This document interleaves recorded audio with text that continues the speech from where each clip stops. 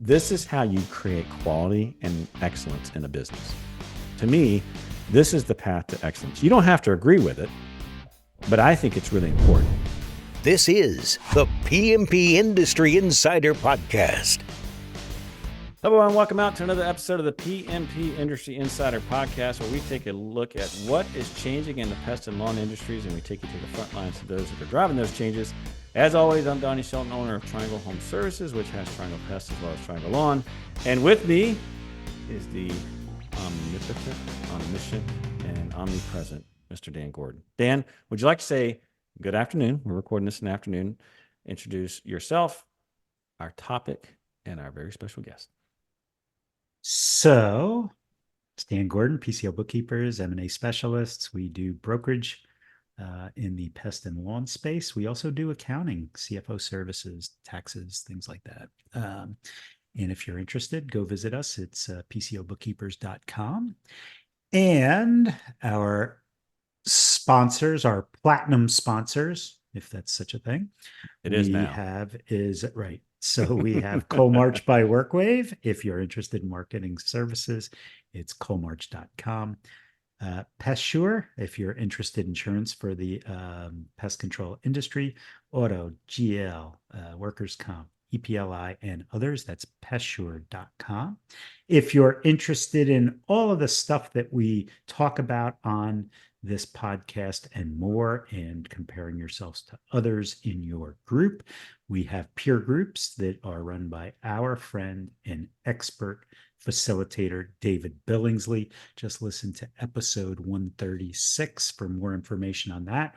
Or you can email us if you go to the PMP Industry Insider .com/peer groups. And you can find our email there. Is that true? Yeah. Yep. Okay. So Yep. I'm doing well. Here we go. The top. our guest. Yes. Drum roll, please. For sure. Dan and Donnie. Again. There you go. There you go. Yes. And just in case you think that Donnie and I just, backslap each other and we're total agreement, an episode 1 or 2 ago that we just recorded on the 8 KPIs that I use to look at profitability, Donnie has broken down the world to one KPI, right? So the whole world is run on it's a very binary approach to life. Yes. And we're going to talk about the power of one, harnessing one number to drive business growth. And you can explain why my 8 are relevant or irrelevant. And ready? Let's go. All righty. Yes, let's go. By the way, before I say this, I have told this story before on the podcast, so I apologize for repeating myself. But I will tell you that this actually is not, what we're getting ready to talk about is not anything new. And I think, Dan, we have talked about the balanced scorecard before, and and so this kind of goes with that. But this actually came from my own experience in flying.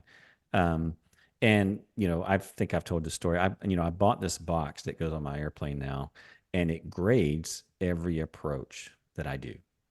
So there's such a thing called a stabilized approach, which means you have to be on an airspeed. You got to have your gear down, which, you would think is pretty important. There's like all these factors, right? You got to have your flaps set. You got to have it be on speed. You can't have but a certain descent rate. And you got to have a specific attitude when you land. And all those things that, there's this box that just records that. It gives you one aviator score based on that, meaning that if you hit all the criteria, you get 100%. If you hit part of the criteria, there are weighted averages. And so in some cases, you might make a 20. In some cases, you might make a 40, blah, blah, blah. Well, when I first got this box, I thought I was just going to sail right through it. I've been flying my airplane for a number of years and thought I was the best pilot in the world, just like every other guy with a big ego does. And when I put this box on my airplane, I legitimately thought that they had miscalibrated my airplane because I sucked like big time. And so, which I know that's hard to believe, but it's true. And so anyway, over time, I used this box to become a better pilot, and it was frustrating because I couldn't just like be good in one area. I had to like be good in all areas. And so when we talk about this, the power of one, harnessing one number, let's just be clear up front. This is not to say that there is one number that drives all business to growth. Okay, that's not what I'm saying. The point of this episode is to show you how to make it one number so that you can manage it and actually use the best from all your people so that they're good in all categories. And I want to explain what that means. So, first and foremost, let's talk about I am 100%, and I'm going to die on this sword. I do believe that if you by the way, this came from EOS. If you've not read EOS, or if you're not on traction, you don't know what I'm talking about, that's a whole nother story. But EOS traction, there's all these different components. And one of the components is what's called a data component. And if you look at traction, that's where the money is really made, because the idea in EOS is that you get everything out of the whole ambiguous, subjective conversations into something that's real. That's nothing that's new in business. But what really is new in business, and I think this is probably one of the biggest benefits of EOS, is how many dashboards do you look at, Dan, that doesn't really have an accountability tied to it? Like, let's take Most of for them, most of most of them them don't. don't. Yeah, Yeah. I mean, they exactly. give you numbers. What's really funny is, uh, uh, we were talking with some people who, they want to do dashboards and they want to do all of these different things. And gosh, they're so busy accumulating this data. And what do you want to do with it? Right. Well, I don't know. Once I get it right, I'll figure that out. Well, Yeah. you know, so Well, so the point here is that, we have a lot of data. I mean, our industry generates a lot of data, our CRMs generate a lot of data. But the reality of it is and this is something that if you don't understand and if you don't know this is something that you need to commit to memory now. Nothing happens in business unless someone does it. Period. Dot. I mean, someone has to do it. And I know that sounds fundamental, and it is fundamental, but the fact is that it it gets overlooked so much. I mean, it absolutely gets overlooked all the time. And so I want to talk a little bit about, and let's just pull this up here real quick. So the question becomes like, okay, so it's important for me to track numbers, but the fact is that I need to track numbers that of things that people do. Because if I don't track, like for example, let's talk about revenue, for example. I find it laughable when I see people hold technicians to revenue numbers. Why is that, Dan? they don't make the decisions on that. You give them the work. Maybe they Exactly. sell, so maybe you go. But how much do even a great technician, great selling Yes. technician, Yes. it's not going to be big numbers. No. So why is he responsible for it? Yeah, exactly. And so there's this big disconnect between this is what I do in like this is the thing that I directly manage versus this is the thing that I'm reported on. And so getting it back to traction, what traction does is it forces you to think through, they have what they call the accountability chart, right? They force you to think through like, okay, here's what has to be done in the business, and then here's going to do it. Here's the person that's going to do it. And I'm going to actually do a screen share here. And I know we're doing this on YouTube, and I don't know, this is probably not good, but I'm going to try it anyway. I'm going to try Let to me know if you need show. any tech assistance because I know how you are, and I know Yeah, that you're going to I'll, give me a I'll be, hand with my tech I'll give assistance you here. give you a So, hand in that. let's see here. So I'm trying to find. Well, while I'm doing that, here we go. Yes. So in our company, can you see that, Dan? Is that pretty A clear there? position agreement. Yes. So we have a position That's not a agreement. job description. That's It's a not a position job agreement. description. And so I'm sharing this, and I'm happy to copy this up on the website, and I'm making it a little bit bigger here. And so the whole idea behind this is I have an accountability chart, and I've thought through this is the top thing that I need this person to focus on, right? And we have these job descriptions, and the problem is that they're not clear. Like I need you to be friendly, offering the highest customer service, hitting Right. sales goals. I need you to do route work. And it doesn't get very specific. And so what happens is that no one, I mean, there is no numbers, right? And so a position agreement, what it does is it forces you to sit down and think through like, this is what this position does. Okay. How many friendly points did you get? Right. I mean, it's so, and so I sit down, you sit down and you think, okay, a technician is there to manage their route and build a great experience for our customers. That's it. And then, I say, okay, this is a critical result. And here's how I'm going to measure it. 100% route completion with 15%, less than 15% callback rate, which is pretty high. But I don't want to say we give layups to them, but that's something that you can control. I think it's pretty high. It's an annual number. Then you come back to customer experience. Well, okay, they need to take care of our customers because that's what a technician does. Okay, cancel rate less than 1.1% monthly, and their reviews at higher than 4.8 stars. Okay, so far I've gotten 1, 2, 3, 4 tangible metrics that ensures that this person is pulling out the critical results. Does that make sense? Yes. That's not one number. Right. Right? Now, notice there's nothing in here about leads or sales. Now, I didn't do I But did hold that on. for yep. So your responsibilities, customer experience, ensuring necessary time is spent to address all past concerns while emphasizing the value of our service. Yep. So you're going to measure that in cancel rate And and customer reviews. Customer reviews. Okay. These are Google customer reviews. That's how Yep. we're going to measure it. Right. Okay. So this whole idea of like, here's the critical result, and here's how we're going to measure it. Get very clear on that up front. And of course, if you look through this, they sign it, you sign it. This is nothing more than, setting the rules of the game, which is this is what we're going to do. Okay. Now, this is not one number. Okay.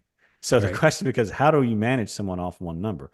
So now I'm going to do another share here. I'm doing a ton of sharing right now. Look at you. I know. So let's do one more share here. So the idea, I don't want to do my desktop. I want to do this. The idea is that I take these critical results, and you can kind of see here, this is a sample sheet. Can you see this, Dan, by the way? So the one number I have on here, total QBM, which is quality branch metric is what we call it. And we have That's your one number. That's our one number. So for a branch manager, if he or her, or if they're able to get route completion, their target is 90%. This is their performance 82. They get no points.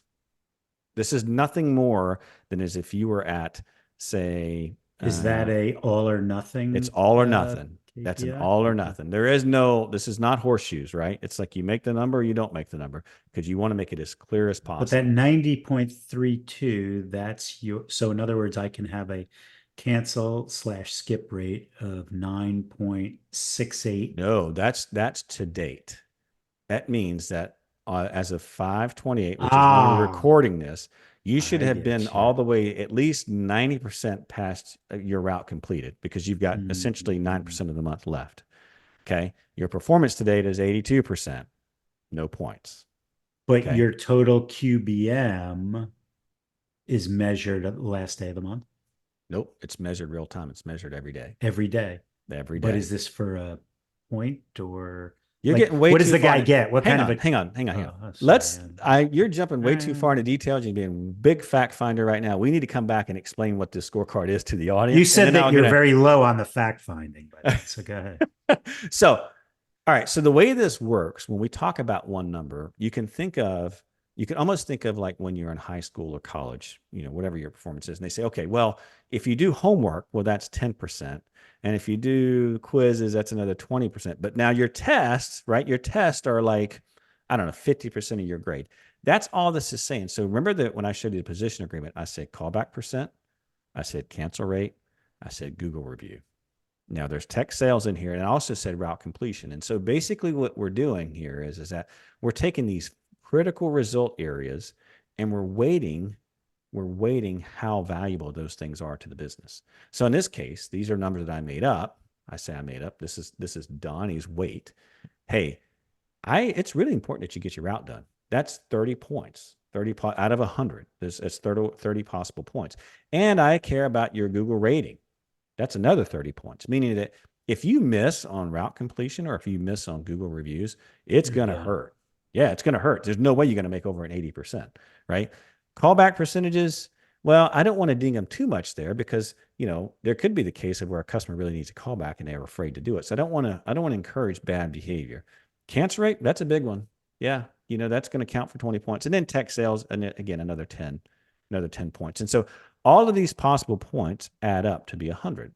That's how we get to the one number. And so there's this whole idea that there's a target. Here's possible points for hitting that target. Here's your performance. Here's your actual points. So this is done at a branch level, and it's also done at a technician level. So let's just take an example here. This is Juan. This is a guy that's in Texas. His target is 90.32%. He's at 93% route completion. He gets a full 30 points. Okay. His target is 15% callback. He's at 11.4%. He gets 10 points. Cancels is lower than 1.1%. He's at 0.41.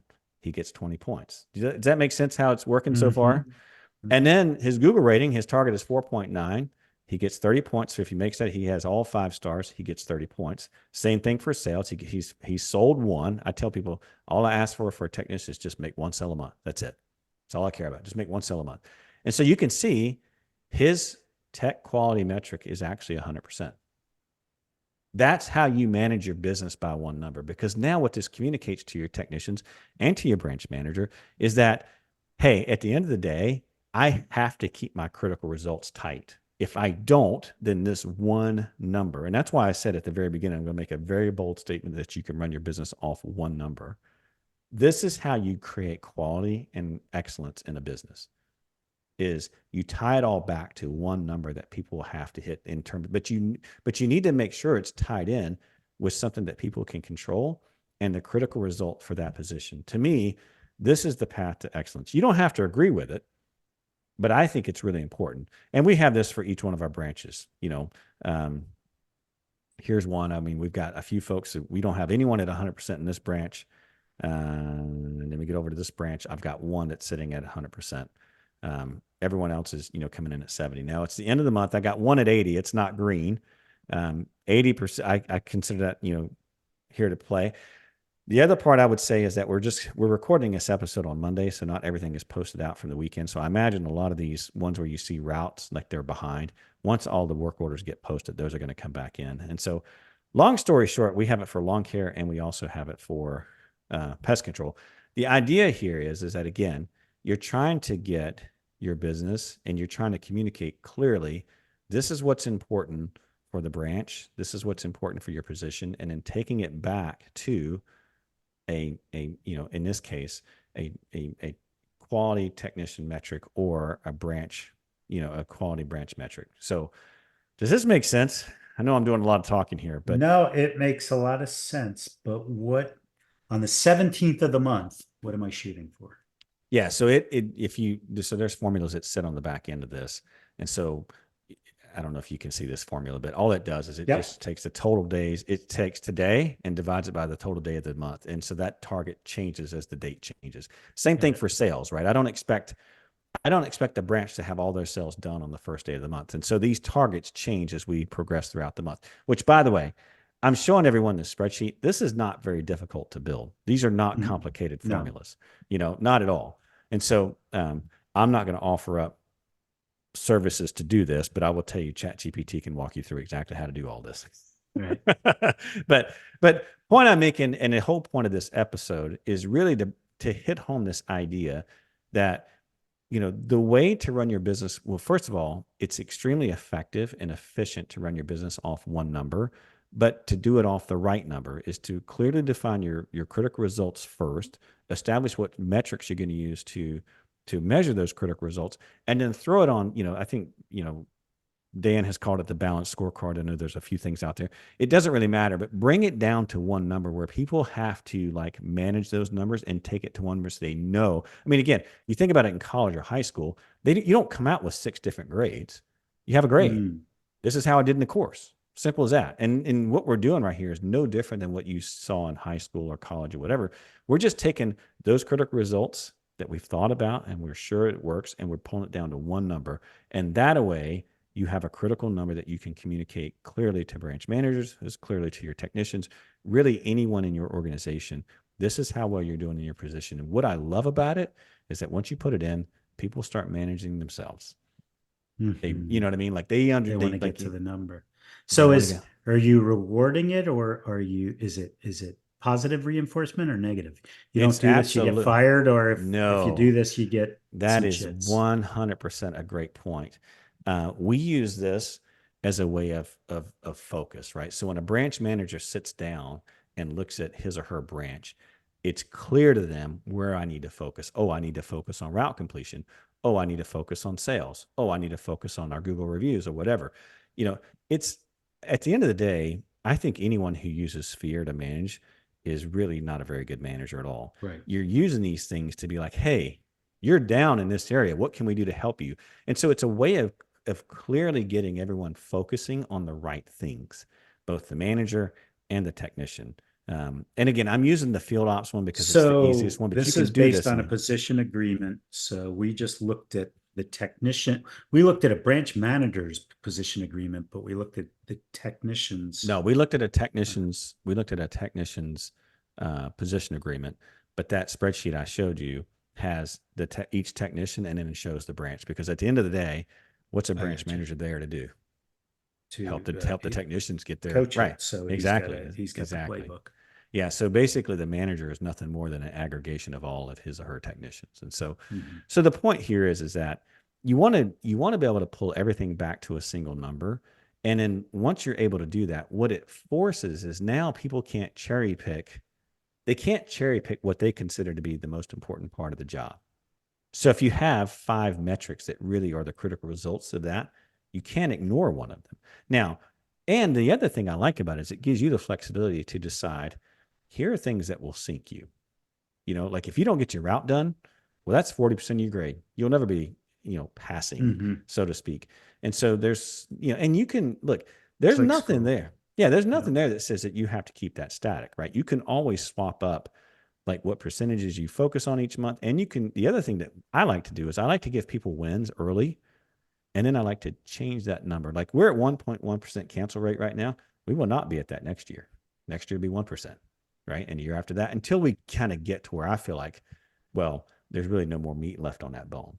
And so that's why we only have one cell per tech, right? That may go up again. But the whole idea is that, use this as a way to communicate what's important and to keep people focused on the right things, and use that one number so that you can't drop that off. And so I don't know that what you said and what I'm saying conflict at all.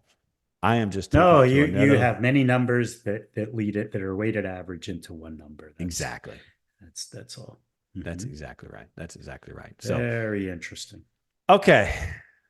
What do you want to, any questions, anything you want to add there? I know we blew through that fairly quickly. Yeah. Let's see. Anything talk about automating it. How do you, yes. Can we like, who's populating the spreadsheets?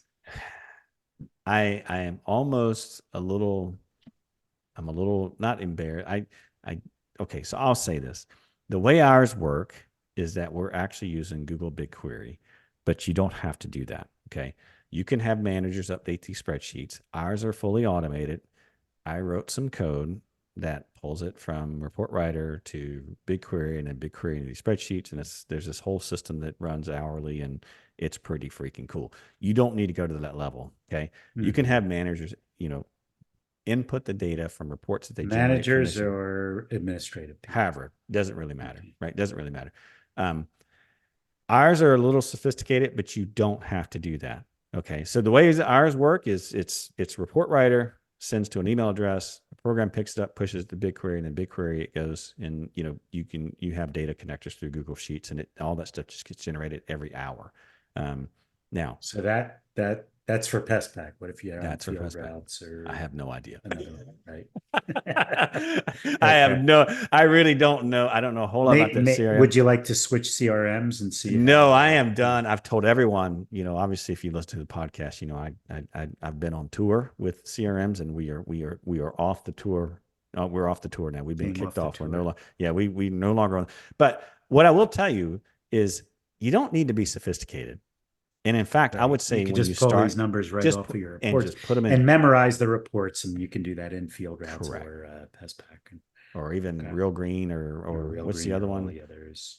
What are the other ones? Oh, Evolve. I think Evolve is another one. So, you got Gorilla Desk, and you got all the others.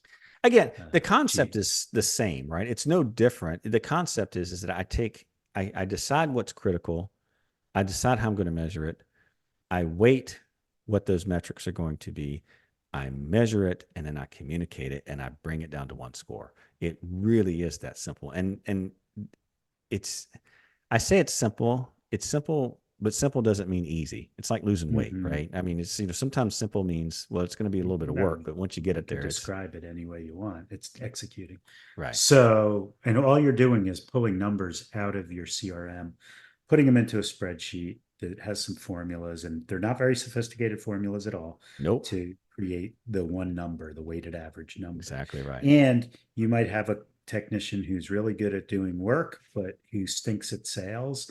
And so he's going to, or she's going to do just fine if the service is elevated, or vice versa, right? It Although is. in I mean, yours, sales is not as it doesn't get as much weighting as production or reviews, but you get the picture. and if it was a salesperson, it would be completely flipped, right? Mhm. I mean, now your sales are probably going to be 50% of your score, And Mhm. so the whole idea here is that all you're trying to do is you're just trying to create a system that focuses people on the right things and Mhm. not create data and noise where you're holding people accountable for things that they really can't control, or these people are Like not. technician production. I Exactly. agree with you. Technician has nothing to do with production. Exactly. And the You other mean thing revenue is, wise? Yeah. I mean, it's just revenue like, wise, yeah, yeah. yeah. And I mean, that's the whole point is, taking the time to think through that. And I know that sounds simple, and it is simple, but it doesn't make it easy. I will tell you, our position agreements took us 6 months to get done. Mhm. 6 months, because we would do them, and it's like, well, can we really measure that? No, we can't measure that. Well, how are we going to measure it? And so it took a while, but it's Mhm. well worth the effort. Well worth the effort, because once you get it in place, people start self managing, and the right people will want to get 100%. Mhm. And so this is a tool that, number one, is it focuses your technicians, or your staff. I mean, I keep talking about technicians just because it's the example that we use, but this is across the board. This is for CSRs, this is for salespeople, this is even for your HR person, as much as you can. It's not as sophisticated as that, but Mhm. technicians are the easiest because they're almost the easiest to pull numbers Very on. quantifiable. Right? Yeah, exactly. But Salespeople should be pretty easy too, right? exactly. So, CSRs. well, and again, what it prevents is people thinking that something belongs to them that they don't really have, because it can also work in reverse. You could be having a great company, having great numbers, and people taking credit, and they have absolutely nothing to do with it. Like, man, I'm so great at this.